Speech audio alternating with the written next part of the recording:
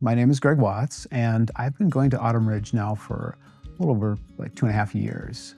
And um, around the beginning of that time there, my wife and I were separated, and about a year later, we ended up getting divorced.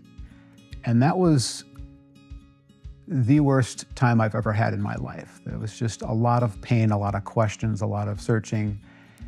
And as part of my counseling, my counselor suggested that I get involved with some sort of like a men's small group or Bible study.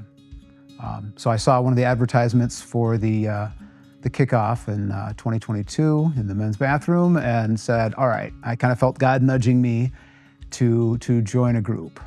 When I looked at all the groups, the one that really would fit in my schedule was at that time it was a Thursday night. Now that's changed to Wednesday night. And I remember showing up there, I was pretty nervous, and a group of guys I had never met before, didn't know anything about. And the first week I was kind of quiet, didn't ask for any prayer requests and stuff. And on the second week I realized I'm only going to get out of this what I put into it.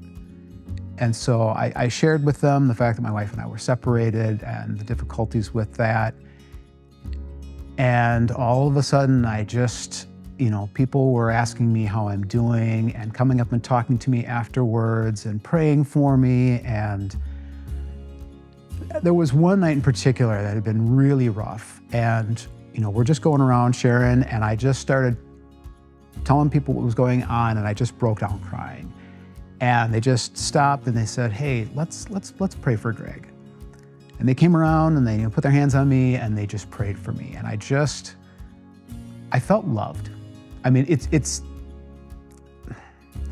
no other way to say it than I felt loved and I felt cared for in that.